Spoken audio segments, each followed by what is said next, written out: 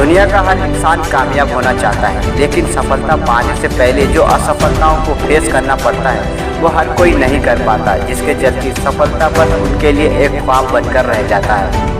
तो आज की इस वीडियो में हम जानेंगे दुनिया के दो सबसे बड़ी फेलियर्स के बारे में, जिसने दुनिया में सबसे बड़ी दो फेलियर्स को फेस किया था।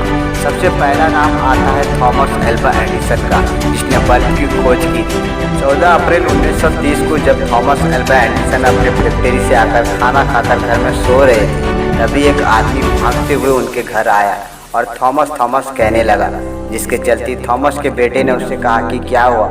तो उसने कहा कि आपके फैक्ट्री में आग लग गई है। थॉमस का बेटा भागते हुए उसके पीछे गया, क्योंकि उसे पता था कि उसके बाप की जिंदगी भर की कमाई अब जल रही है। थॉमस अल्वा एडिसन आए और मुस्कुराए और अपने बेटे से कहा कि जाओ अपने घर अपनी माँ को बुलाओ और घर के बाकी सदस्यों को बुलाओ, ताकि वो इस रंगी बिरंगी आग को देख सके और इसका मजा ले सके। फिर ये नज़ारा देखने को नहीं मिलेगा। बेटा अपने बाप के चेहरे को देखता रहा और उसके दूसरे दिन अमेरिका के एक न्यूज़ रिपोर्टर जब थॉमस का इंटरव्यू लिया तो थॉमस ने कहा कि मैं बड़ी ईमानदारी के साथ ये बात कह रहा हूँ कि अब मैं 65 साल का हो चुका हूँ, लेकिन अच्छा हुआ कि सारे कबाड़ थे जो जल गए, कल से कुछ नया शुरुआत करूँगा। ये होते हैं वो इंसान जो अपनी ज़िंदगी भर की कमाई ख़त्म हो जाने के बाद भी उस बंदे ने हार नहीं माना।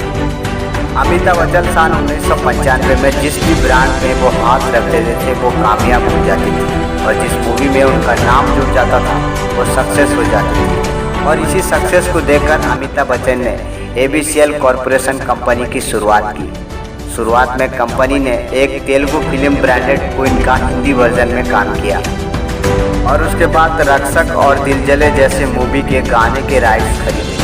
कंपनी ने उसी साल 15 करोड़ रुपए का मुनाफा किया, जो कि आज के समय लगभग 130 करोड़ रुपए है। कंपनी में सब कुछ ठीक चल रहा था। फिर आया साल 1996, जहां पे पहली बार इंडिया में मिस वर्ल्ड का आयोजन किया गया। ये शो इतना नया था कि इंडिया में कोई भी इस पर स्पॉन्सरशिप नहीं कर रहा था, जिसके चलते कुछ लोगों ने अमिताभ बच्चन को ये कॉन्ट्रैक्ट दिया, और अमिताभ बच्चन ने इस प्रोजेक्ट में भारी अमाउंट से मार्केट से लोन लिया और इस प्रोजेक्ट में काम करना शुरू कर दिया। ये शो इतनी बुरी तरीके से फ्लॉप हुआ कि अमिताभ बच्चन को करोड़ों रुपए का नुकसान हुआ। इस लॉस को रिकवर करने के लिए अमिताभ बच्चन ने कई सारे प्रोड्यूसर के चक्कर काटे, लेकिन किसी ने भी अमिताभ बच्चन का साथ नहीं दिया। फिर यश चोपड़ा ने उन्हें एक फिल्म दी जिसका नाम था मोहब्बतें हिट हुई। उसके बाद अमिताभ बच्चन को एक शो और मिला जिसका नाम था कौन बनेगा करोड़पति, और ये शो के हिट होने के बाद अमिताभ बच्चन का बुरा समय खत्म हो गया। कहते हैं ना कि पत्थर को मूर्त बनने के लिए भी हथौड़े का मार सहना पड़ता है। अगर जिंदगी में कामयाब होना चाहते हो तो हार और असफलता से कभी मत डरो।